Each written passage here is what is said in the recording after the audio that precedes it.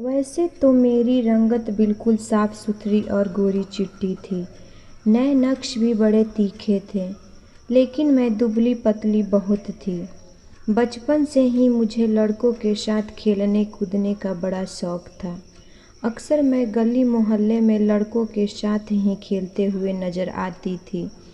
घर में सबसे छोटी थी, इसीलिए माँ बाप का लाड प्यार मेरे साथ कुछ ज़्यादा ही था। मुझसे बड़ी दो बहनें थीं जो कि शादीशुदा थीं। मेरा ज़्यादातर समय लड़कों के साथ ही गुजरता था, इसीलिए मेरा पहनना ओढ़ना भी ऐसा ही था। मैं लड़कों की तरह ही शर्ट और जीन्स पहनती थी, सर पर कैप लगाए रखती थी। क्रिकेट, बैडमिंटन, फुटबॉल यह सब मेरे पसंदीदा खेल थे। मुझे पता ही नहीं चला कि कब समय गुजरने लगा और मैं 18 साल की दहलीज भी पार कर चुकी थी। 18 साल की हुई तो मेरी माँ ने मुझे ज़बरदस्ती से घर पर बैठाना शुरू कर दिया। कहने लगी, लड़की हो तुम, घर पर रहा करो, शर्म नहीं आती? इतनी बड़ी हो गई हो और अभी तक मोहल्ले के लड़कों के साथ खेलती नज़र आती हो। पाँव देखे हैं तुमने? अपने नंगे पाँव खेल खेल कर कितने बड़े कर ली हो। मुझे तो लगता है तुम्हारे नाप का चप्पल कहीं मिलेगा ही नहीं। मर्दों की चप्पल लाकर देनी पड़ेगी तुम्हें। मैं शुरू से ही लापरवाह थी। माँ की बात एक कान से सुनकर दूसरे कान से उड़ा देती थी। माँ की डांट फटकार सुनने के बाद भी मेरा ध्यान बाहर खेले जाने वाले क्रिकेट मैच की तरफ था। मैंने मम्मी से विनती की, बस यह आखिरी बार खेलने दे, लेकिन वह नहीं मानी। मेरा बाहर जाना बिल्कुल बंद कर दिया गया था। बस यह था कि मैं छत पर जाकर पतंग उड़ा लिया करती थी या बराबर वाले आहिल की छत पर जाकर उसकी माँ से शिकायतें लगा देती थी कि मेरी माँ ने घर में कैदी बनाकर रख दिया है। मेरा उठना बैठना, चाल ढाल सब लड़कों जैसा था, तो आहिल मुझे मुस्कुरा कर देखकर कहता, कोई बात नहीं है सौम्या, अब तुम बड़ी भी हो गई हो, अब तुम घर पर रहा करो। आहिल तो उल्टा में मुझे ही समझाने लगता। अक्सर मैं उसकी शर्ट लेकर पहना करती थी। बेशक मैं लड़कों के साथ खेल कूद कर बड़ी हुई थी, लेकिन मोहल्ले के लड़कों ने कभी भी मेरे साथ बदतमीजी या हद पार करने की कोशिश नहीं की थी। और उसकी वजह शायद आहिल ही था, जो कि हर जगह मेरा रक्षक बनकर मेरा साथ रहता था। माँ के बहुत से काम भी कर दिया करता था, क्योंकि हमारा कोई भी भाई नहीं था। पापा विदेश होते थे। 6 महीने के बाद पापा मेरे आते थे। मैंने 15 क्लास पढ़ी। मेरी माँ की सहेली ने मेरा रिश्ता अपने बेटे के लिए मांग लिया। मैं 22 साल की थी जब भोपाल से मेरी माँ की सहेली ने अपने बेटे का रिश्ता मेरे लिए मांगा था। लेकिन जब मुझे मालूम हुआ तो मैंने माँ से साफ साफ कह दिया कि मैं आपको छोड़कर दूसरे शहर नहीं जाऊंगी। मम्मी मेरी कहने लगी, तुम्हारी जो करतूतें हैं, मैं तुम्हें अपने पास बिहा कर जलील नहीं होना चाहती। अरे इतनी बड़ी हो गई हो और एक कप चाय बनाना भी नहीं आता। वह मेरी बचपन की सहेली है, बिल्कुल बहनों जैसा आपस में प्यार है। वह तेरे सारे पाप को छुपा लेगी और यह मेरी माँ की सबसे बड़ी गलती थी। खैर मेरी शादी की तरफ कोई ध्यान नहीं था। अभी तक मेरा दिमाग बस खेल कूद में ही अटका रहता था। शादी से 4 दिन पहले तक मैं बाहर निकलने की तरकीब करती रही और छुप छुप कर बाहर निकल भी जाया करती थी। मेरी माँ मुझे ज़बरदस्ती खींच खींच कर घर में बंद करती कि शादी होने में 4 दिन बचे हैं और इस लड़की को चैन नहीं आ रहे हैं। अरे दुल्हन, इस तरह शादी से पहले इधर उधर भागती फिरे तो उसके ऊपर रंग रूप नहीं चढ़ता है। और यह 4 दिन मैंने बड़े ही मुश्किल में अपने घर में बैठकर काटे थे। आसमान पर पतंगे उड़ती और कटती देखकर मैं सीधी दौड़ छत की तरफ लगाती थी ताकि वह कटने वाली पतंग मैं पकड़ लूं। खैर मेरी बारात भोपाल से आई थी। दिन के समय मेरी शादी हुई थी और रात की ट्रेन से ही वापसी का सफ़र भी शुरू हो गया। दुल्हन बनी घूंघट में मैं ट्रेन में बैठी हुई बहुत बोर हो रही थी। मेरा पति अमित मुझे बार बार बड़े गौर से देख रहा था। मेरी सास भोपाल में ही रहती थी, इसीलिए वहाँ पर मेरा आना जाना ना होने के बराबर था।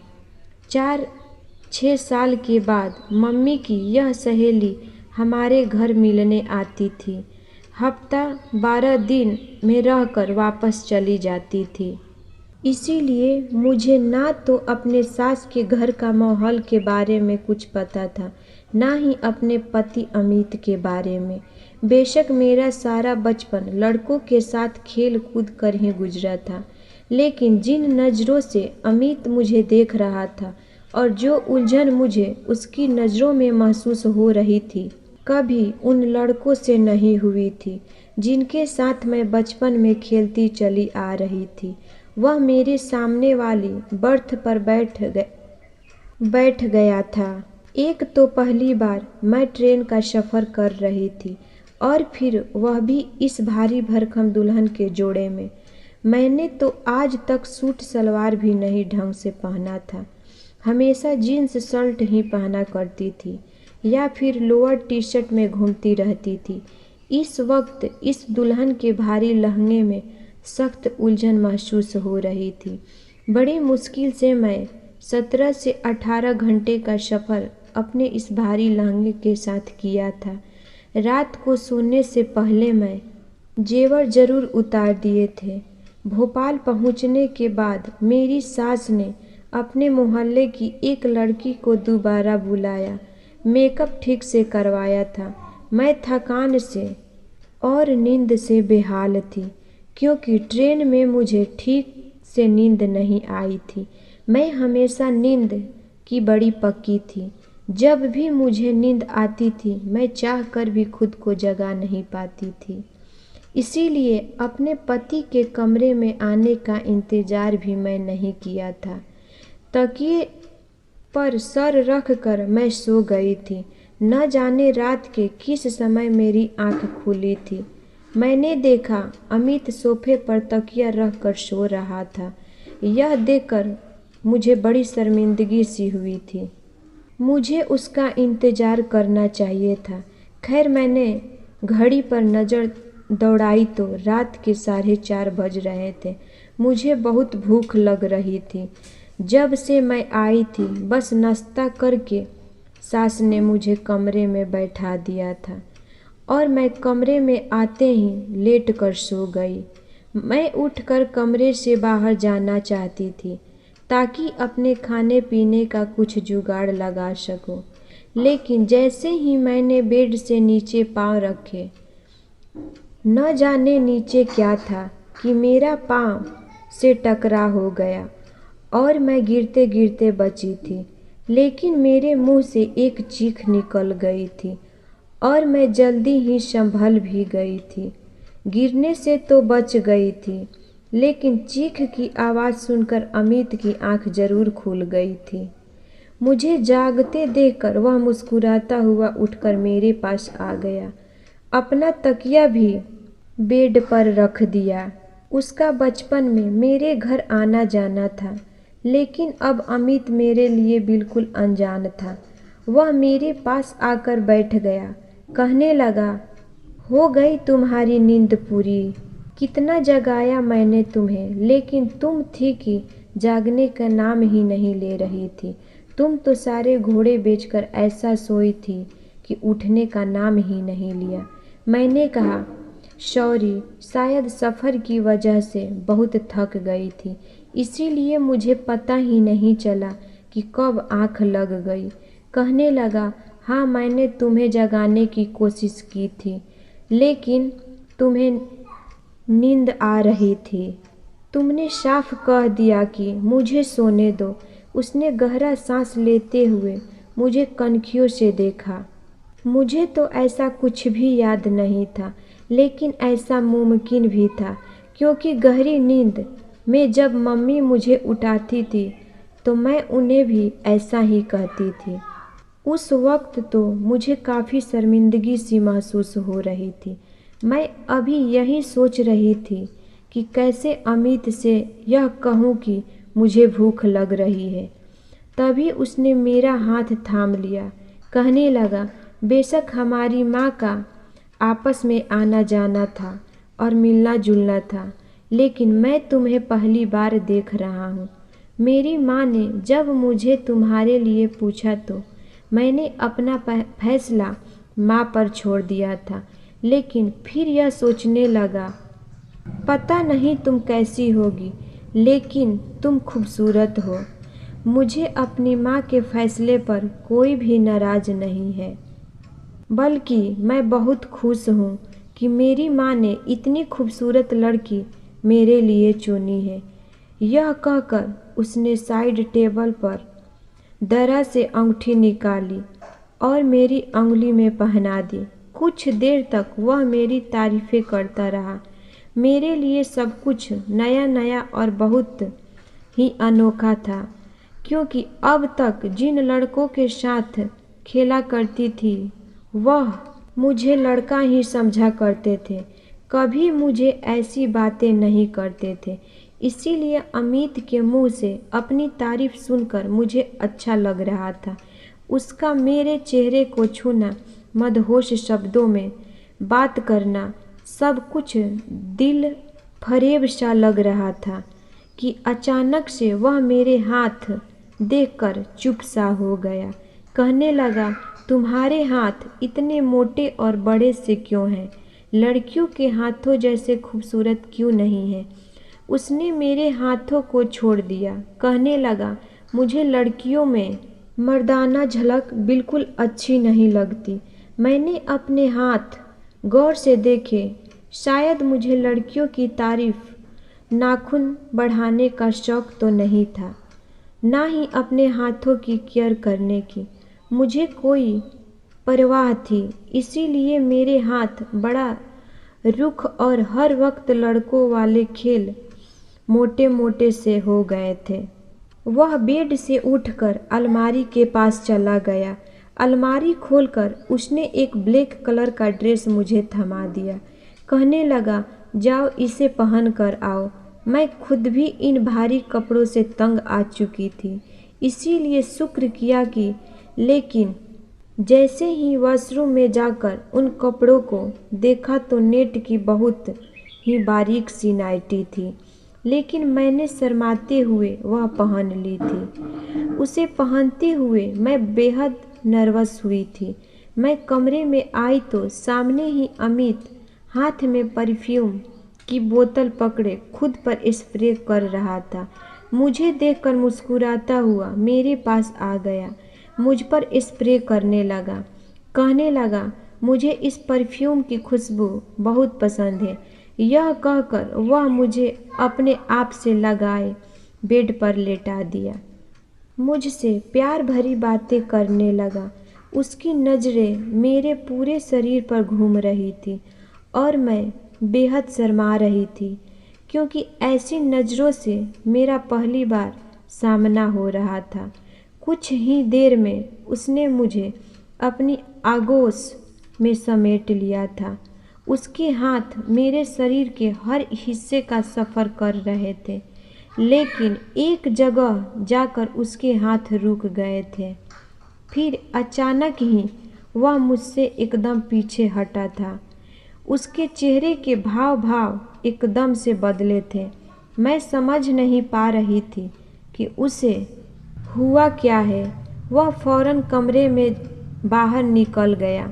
मैं काफ़ी देर तक उसका इंतज़ार करती रही, लेकिन वह वापस कमरे में नहीं आया था।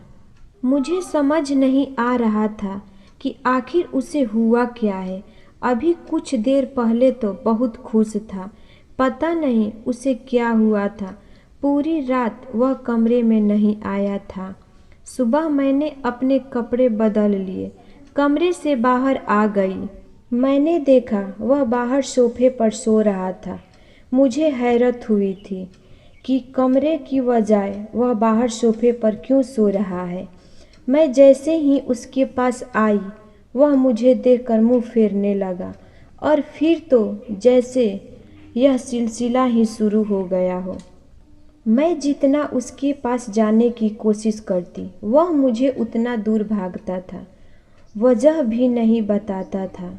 शादी के बाद उसकी कुछ मीठी बातों ने मेरी पूरी दुनिया बदल दी थी, लेकिन वह पता नहीं क्यों मुझे कतरा नहीं लगा था। काफ़ी दिन गुजर गए थे, लेकिन उसका व्यवहार मुझसे नहीं बदला था। एक बार मैं तंग आकर उसके सामने खड़ी हो गई। मैंने कहा, अमित, आप मुझसे बात क्यों नहीं करते हो? क्यों मुझसे दूर दूर रहते हो? तो वह कहने लगा, तुमने मेरे साथ अच्छा नहीं किया है। मुझे अगर पता होता तो मैं कभी भी तुमसे शादी नहीं करता। मैं उसकी बात का मतलब नहीं समझी थी। मैंने कहा, आखिर मैंने ऐसा क्या कर दिया है? वह कहने लगा, तुम्हारे अंदर तो लड़कियों जैसी कोई बात ही नहीं है। तुम तो मर्दों जैसी दिखती हो। तुम्हारी चाल ढाल और शरीर की बनावट तक मर्दों जैसी है। यह कहकर वह कमरे से बाहर निकल गया। शायद मैं ट्राउज़र और टी शर्ट पहनती थी, इसीलिए वह ऐसा कह रहा होगा, क्योंकि मुझे शुरू से ही ढीले ढाले पहनने की आदत थी। इसीलिए मैंने अब तक अपने दहेज की फैंसी साड़ियाँ तक नहीं निकाली थी। अब मैंने अपने दहेज की वह सारी साड़ियाँ निकाल दी और उन्हें पहनना शुरू कर दी, और अपनी सास के साथ मिलकर अमित की पसंद का खाना बनाना भी सीख लिया था। उसके सारे काम भी अपने हाथों से करने लगी थी। मैंने 2 महीने में ही खुद को एकदम बदल कर रख दिया था कि शायद अमित पर व्यवहार मुझसे ठीक हो जाए, लेकिन वह तो किसी पत्थर की तरह बन चुका था। रोज रात को देर से घर आता और सोफे पर लेटकर सो जाता। मैं उसकी संगत के लिए तड़पा करती थी, उसकी मोहब्बत पाना चाहती थी। आखिर एक नेचुरल सी ख्वाहिश है। मेरी शादी हुई थी और वह मेरा पति था। पत्नी होने के नाते मैं पति के साथ प्यार चाहती थी, भले में जो हर चीज़ से लापरवाह रहती थी। अब अमित की पसंद में ढलक अपनी पर्सनालिटी तक खो बैठी थी। मैंने खुद को अमित की पसंद में ढालने की हर मुमकिन कोशिश करके देख ली थी, लेकिन वह ऐसा नहीं था। मुझे अब भी बात नहीं करता था। एक रात मैं सो रही थी, मुझे चिल्लाकर बात करने की आवाज़ें आने लगी और शोर से मेरी आंखें खुल गई थी। मेरी सास और अमित में बहुत बहस हो रही थी। मैं कमरे का दरवाज़ा खोलकर बाहर आई तो सास के कमरे की लाइट जल रही थी और कमरे से बहस करने की आवाज़ आ रही थी। मैं कमरे तक पहुंच गई, लेकिन जो बात अमित और मेरी सास के बीच हो रही थी वह सुनकर मेरे होश उड़ गए थे। अमित अपनी माँ से कह रहा था कि वह दूसरी शादी करना चाहता है, और यह सुनकर तो मेरे पैरों के नीचे से ज़मीन निकलने हुए महसूस हुई थी। मेरी सास कहने लगी, खबरदार जो तुमने यह शब्द भी अपने ज़बान से निकाला तो। वह कहने लगा कि मैं सौम्या के साथ नहीं रह सकता। मेरी सास कहने लगी, क्यों, ऐसा कौन सायब है? मेरी बच्ची में तुम्हारी खातिर उसने खुद को बदल कर रख दिया है। खाना बनाती है, तुम्हारे सारे काम करती है, पूरे घर को उसने संभाल लिया। अपने पहनने ओढ़ने, चलने फिरने, उठने बैठने तक तरीका बदल लिया था। और एक तुम हो कि उसके ऊपर सौतन लाकर बैठाना चाहते हो। वह कहने लगा, माँ मैं आपको नहीं बता सकता हूँ कि मैं उसमें क्या कमी है, मैं क्या है। उसके साथ तो कोई भी मर्द जिंदगी नहीं गुजार सकता, इसीलिए मैं दूसरी शादी करूँगा। सौम्या कहे तो मैं उसे तलाक भी देने को तैयार हूँ और चाहे तो मेरे नाम के साथ भी जिंदगी गुजारती रहे, मुझे कोई फर्क नहीं पड़ता। यह कहकर वह कमरे से बाहर निकाला। मुझे देखकर रुकसा गया था। मेरी आंखों से आंसू बह रहे थे। वह मुझसे नजरें चुराता हुआ वह कमरे में चला गया। मैं भी उसके पीछे कमरे में आ गई। मैंने कहा, आज मुझे बता ही दो अमित की मुझ में ऐसी कौन सी कमी है जिसकी खातिर तुम दूसरी शादी करना चाहते हो। वह कहने लगा, खुद को आईने में देख लो, तुम्हें मालूम हो जाएगा कि तुम्हारे अंदर क्या कमी है। मैंने कहा कि वह तो मैं खुद को रोज देखती हूँ। मुझे नहीं पता इंसान को हमेशा अपना आप अच्छा ही लगता है, लेकिन तुम बताओ क्या बुराई है मुझ में। कहने लगा, तुम्हारे अंदर औरतों वाली खूबसूरती नहीं है। कपड़े पहनने से तुम्हारे शरीर की बनावट बदल नहीं जाएगी। कभी अकेले में शीशे के सामने खड़े होकर देखना, बिल्कुल सपाट मर्दों के जैसा सीना है तुम्हारा। तुम्हारे पास आते हुए मुझे ऐसा महसूस होता है जैसे मैं किसी मर्द के पास मौजूद हूँ और मुझे तुमसे गिनती है। तुम्हारी संगत में घुटन का एहसास होता है। मुझे तुम्हें छूने से कुछ भी अच्छा महसूस नहीं होता और ना ही मेरे दिल के जज्बातों में कोई तूफान उठता है। तुम्हारे पास आने को जी नहीं चाहता। तुम्हें देखकर मेरा जी मतला नहीं लगता है। मैं तुम्हारे साथ नहीं रह सकता। मैं तो उसकी बातें सुनकर बेजान सी होकर बैठ गई थी। औरत की इससे बड़ी जिल्लत और बेइज्जती क्या हो सकती थी। जिन शब्दों में अमित ने मेरी की थी, जो कमी उसने मुझे बताई थी, उसमें मेरा कोई बस नहीं था। जो इंसल्ट उसने मेरी की थी, मैं पूरी रात रोती रही थी।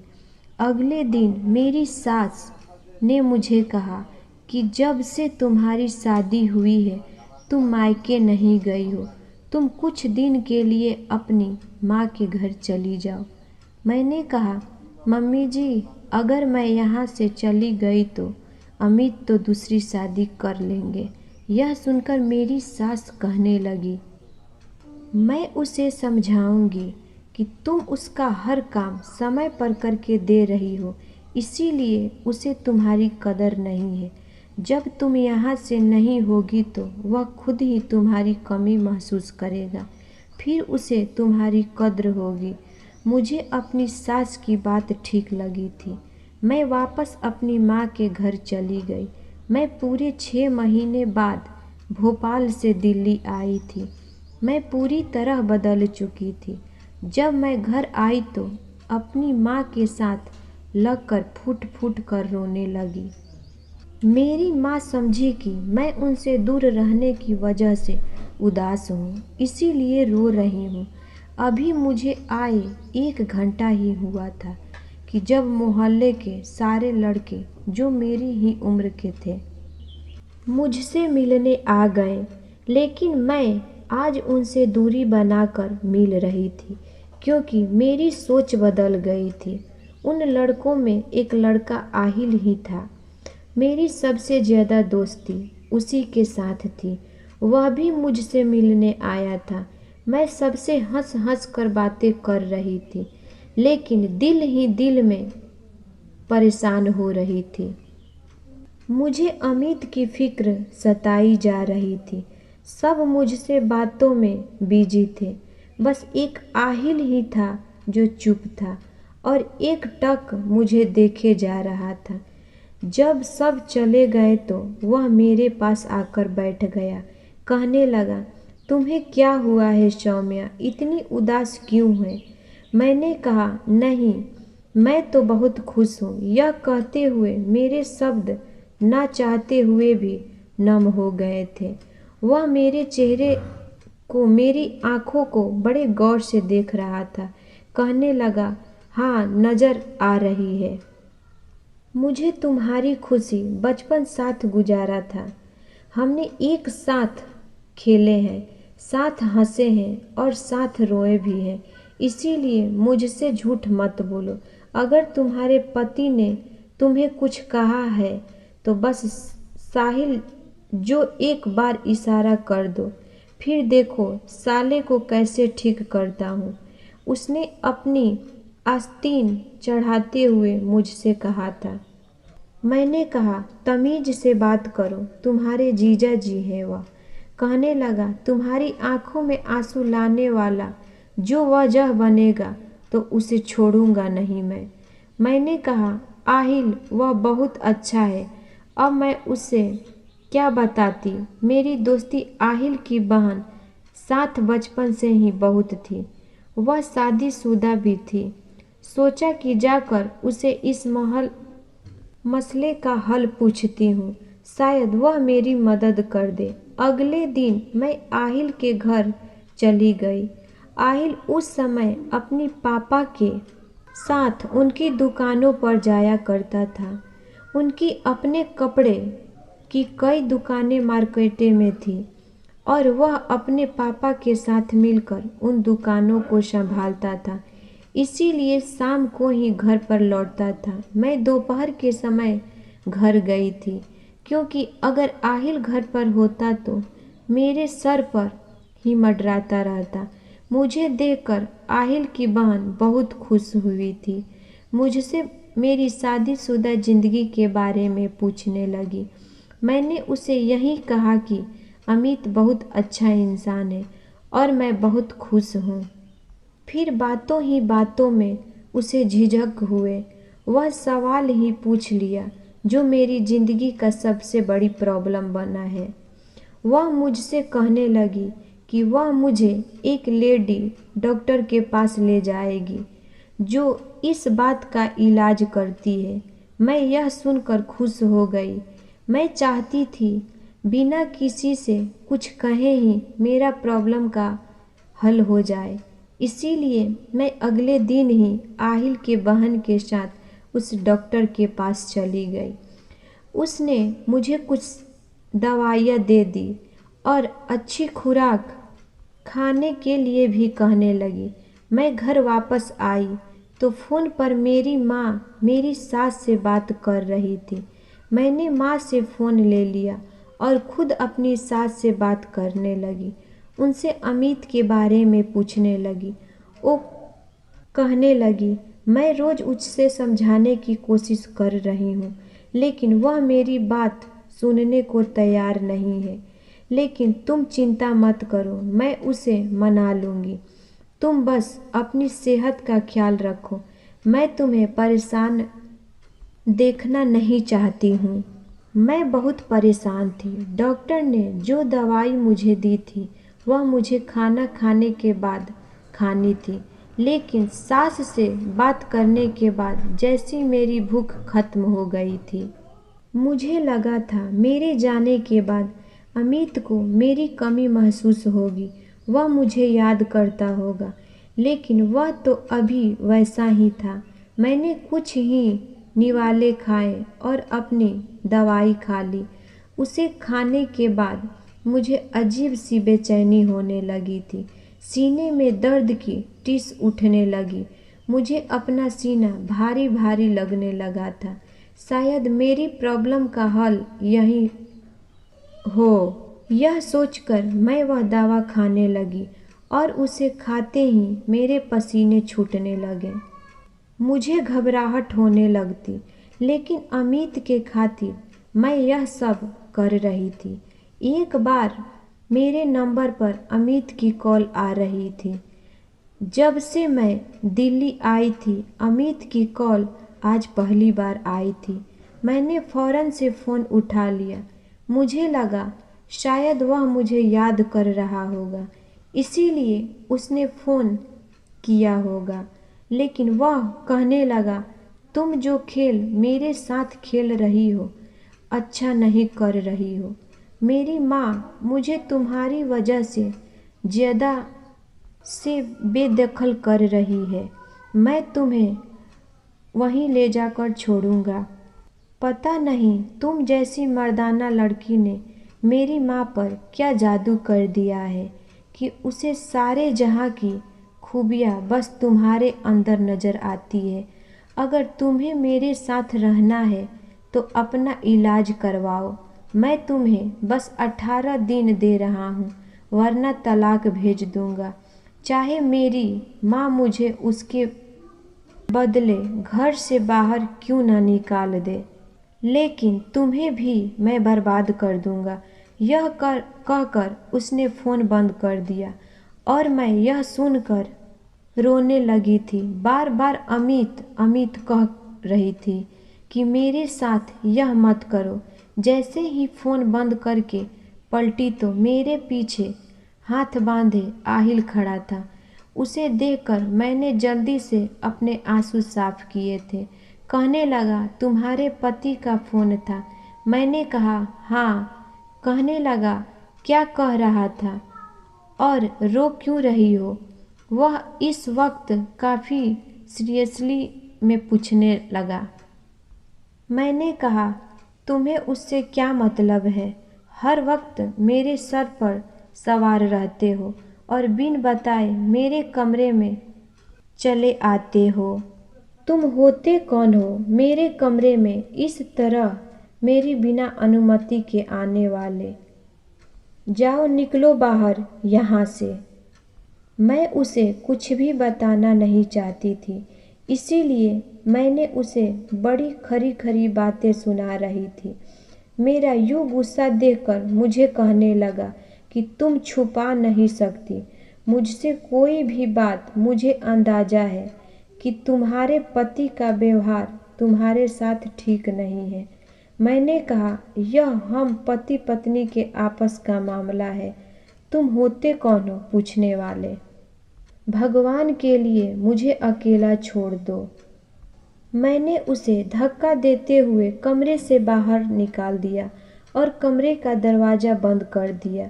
सामने रखी अपनी दवाई देखकर मुझे अमित की बात याद आने लगी। मैंने 2 टैबलेट निकाली और एक साथ खा ली। मैं चाहती थी मेरी समस्या का हल जल्द से जल्द हो जाए ताकि मेरा घर टूटने से बच सके, लेकिन वह दवा खाते ही मुझ पर इस कदर घबराहट सवार हुई कि उल्टियाँ शुरू हो गई और मेरी हालत बिगड़ने लगी। मेरी माँ मेरी हालत देखकर परेशान हो गई। मेरे पापा घर पर नहीं होते थे, बाकी सब अपने बहनें अपने घर को थी, इसीलिए मेरी माँ ने आहिल को ही बुलाया था और उसी को साथ लेकर मुझे हॉस्पिटल लेकर गई थी। 3 दिन तक मैं जो खाती थी मुझसे उल्टी हो जा रही थी। डॉक्टर ने जब मेरी हालत देखी तो कहने लगी, यह दवा बहुत तेज है और उसके साइड इफ़ेक्ट भी बहुत ज़्यादा है। आपके गुर्दे भी फेल कर सकती है। इसी दवाई और ऐसी जाली डॉक्टर के पास जाकर अपनी ज़िंदगी बर्बाद ना करे। वह मुझे उस मेडिसिन के इस्तेमाल की वजह पूछने लगी। मैंने रोते हुए उसे सारी बात बता दी। मेरी बात सुनकर वह कहने लगी, यह सब भगवान के हाथ में होता है। वह इंसान को कैसा शरीर देता है, बल्कि इंसान के हाथ में कुछ नहीं होता। अक्सर लड़कियों को यह प्रॉब्लम होती है, लेकिन जो मर्द चरित्र के कमज़ोर होते हैं, जिन्हें औरत की इज्जत का कोई एहसास नहीं होता, वह उनसे ऐसी बातें करते हैं। वक्त के साथ साथ यह प्रॉब्लम खुद ही दूर हो जाती है। अगर तुम्हारा पति तुम्हारे साथ फिजिकल होता, तुम्हारे साथ पति पत्नी वाला रिश्ता बनाता और तुम अपने खाने पीने का भी ध्यान रखती, तो तुम्हारा शरीर खुद ब खुदा लगती। यकीन आपका पति दिमागी मरीज है या बहुत ही घटिया सोच का मालिक है। मेरी माँ भी वहीं मौजूद थी। यह बातें सुनकर माथे पर बल डाले सर झुकाए बैठी थी। घर आते ही आहिल ने मेरी माँ को मेरी मेडिसिन किस तरह इस्तेमाल करनी है यह समझाया और वापस चला गया। मेरी माँ मुझे कहने लगी, तुमने मुझे पहले क्यों नहीं बताया? मैं रोने लगी। मैंने कहा, माँ, मैं आपको परेशान करना नहीं चाहती। आप हमेशा मुझे कहती थी कि तुम्हें घर बसाने का ढंग नहीं आता, लेकिन सच कहती हूँ माँ, मैं अपने आप को अमित की खातिर बदल कर रख दिया। सारे काम सीख लिए। आप बेशक मेरी सास से पूछ ले, लेकिन फिर भी वह मुझसे कहता है कि उसे मुझसे गिनती नहीं है। मेरी संगत से उसका जी मितला लगता है। यह बातें औरत की रूह तक को घायल करके रख देती है। लेकिन मैंने यह सब सुनकर भी यही चाहा कि उसके दिल में मेरी जगह बन जाए, वह मुझे तलाक ना दे। मैं तलाक के नाम का दाग लगाना नहीं चाहती थी। मैं यह सब कहते हुए रोए जा रही थी। माँ की आंखों से आंसू बह रहे थे। अगले दिन मेरी माँ ने मेरी सास से बात की। वह खुद परेशान थी। कह रही थी, मुझे माफ़ कर दो, मेरी वजह से सौम्या की ज़िंदगी खराब हुई है। मेरा बेटा एक लड़की की मोहब्बत में गिरफ्तार था। उसके साथ नाजायज़ संबंध बना लिए थे। मैंने उसे अपनी कसम देकर सौम्या से शादी करवा दी, लेकिन उसे उस बाजारी औरत की आदत पड़ चुकी थी। इसीलिए घर की शरीफ लड़की में जब वैसी अदाएँ नज़र नहीं आई तो उसने सौम्या में ऐब निकालना शुरू कर दिया। मेरी सास मेरे पास आई और खुद मुझे अमित से तलाक दिलवाई थी।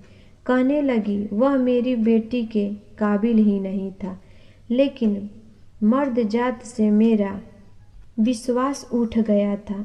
अभी तलाक हुए 2 ही महीने हुए थे कि आहिल की माँ आहिल का रिश्ता मेरे लिए लेकर आई, लेकिन मैंने साफ मना कर दिया। एक मर्द से बड़ी गहरी चोट खाई थी, इसीलिए किसी दूसरे पर तबार नहीं कर सकती। मम्मी ने मुझे बहुत समझाने की कोशिश की, आहिल ऐसा नहीं है, लेकिन मैंने कहा कि मुझे शादी नहीं करनी है।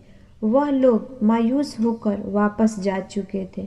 कुछ दिन बाद में आंगन में बैठी थी जब एक बाल आंगन में जाकर गिरी थी। बाहर लड़कों का शोर होने लगा था। दरवाजे पर दस्तक हुई तो मैंने बाल उठा लिया। दरवाज़ा खोलकर अपना बाल वाला हाथ बाहर निकाला था। मुझे लगा बाल लेने के लिए दरवाज़ा बजाया गया, लेकिन किसी ने बाल के बजे मेरा हाथ पकड़ा था। बाल मेरे हाथ से छूट गई।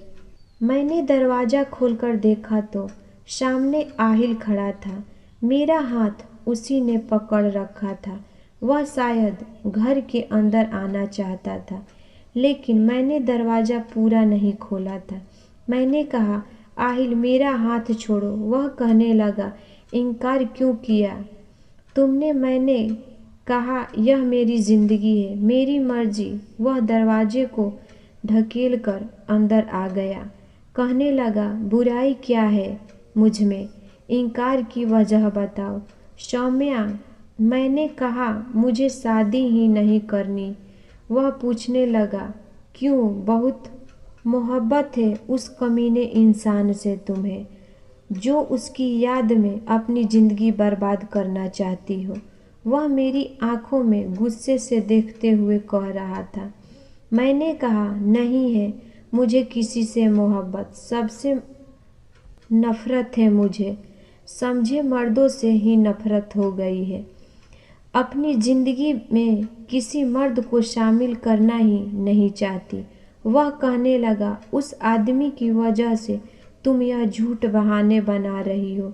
आज भी तुम्हें अमित से प्यार है, तभी इनकार किया है तुमने, वरना अपनी माँ के आंसू तुम्हें नज़र आ जाते, अपने बाप की झुकी हुई कमर तुम्हें याद आ जाती, जो यह चाहते हैं कि तुम्हारा घर बस जाए, लेकिन तुम्हें सिर्फ अमित प्यारा है, उसी के गम में अपनी सारी ज़िंदगी गुजारना चाहती हो।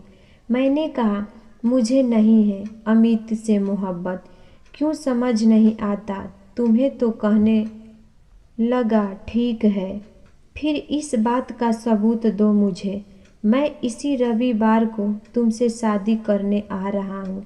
अगर तुमने मुझसे शादी कर ली तो मैं समझ जाऊँगा कि तुम्हें अमित से नफरत है, अपने लिए ना सही, अपने बूढ़े माँ बाप की खुशी के लिए। तुम्हें मुझसे शादी कर लेनी चाहिए। यह कहकर वह चला गया था। मैं रोने लगी थी। मैंने वाकई में अपने माँ बाप के बारे में सोचा ही नहीं था, जो मेरे गम की वजह से घुलने लगे थे। मैंने उसकी बात पर फिर कोई एतराज़ नहीं किया था। चुपचाप मैंने आहिल से शादी कर ली। लेकिन जब वह कमरे में आया तो मुझे अजीब सा डर महसूस होने लगा कि कहीं वह भी मेरी उन्हें शब्दों से इंसल्ट ना करे, जैसे अमित ने की थी। जैसे ही वह मेरे पास आकर बैठा, मैं रोने लगी थी। वह कहने लगा, सौम्या, हर आदमी इतना गिरा हुआ नहीं होता। बचपन से तुम मुझे जानती हो। तुम्हें ऐसा लगता है कि तुम्हारी इन कमियों को तुम पर जता हंगा, जिसमें तुम्हारा कोई बस ही नहीं है। मैं हैरान थी कि उसे यह सब कैसे पता। वह हर बार की तरह मेरे दिल में और मेरे दिमाग में आने वाले हर सवालों को कैसे जान जाता है। वह मेरा हाथ थामकर कहने लगा, डॉक्टर की सारी बातें मैं सुन चुका था, और वह भी जो तुमने डॉक्टर को बताया था। तुम्हारी माँ और बाप से भी कह चुका था कि ऐसे नीच घटिया इंसान से सौम्या को तलाक दिलवा दे। मैं उसे अपनाना चाहता हूँ, इसीलिए भूल जाओ वह सब जो हो चुका है। बस यही याद रखो कि तुमसे आहिल बचपन से मोहब्बत करता है। जिन दिनों तुम्हारी शादी अमित से हुई थी, मैं दूसरे शहर में था। मुझे इस बात की खबर बाद में हुई, वरना कभी तुम्हारी शादी वहाँ होने ही नहीं देता। बात करते करते आहिल मेरी ज्वेलरी उतार चुका था, और जब उसने मुझे अपनी बाहों में भरा तो मेरे दिल में कोई डर नहीं था। सुकून से मैं आहिल के सीने से लग गई। मैं नहीं जानती थी कि वह मुझसे इतनी मोहब्बत करता है। शायद असल मोहब्बत यही थी, जिसमें इंसान दूसरों की कमियां नहीं देखता। आपको इस बारे में क्या ख्याल है, ज़रूर बताना। दोस्तों, कहानी कैसी लगी ज़रूर बताना। पसंद आई हो तो प्लीज़ लाइक करना। रोज़ एक नई कहानी सुनने के लिए हमारे चैनल को भी सब्सक्राइब करना। कहानी को अंत तक सुनने के लिए आप लोगों को बहुत बहुत धन्यवाद। मिलते हैं अगली किसी नई कहानी के साथ।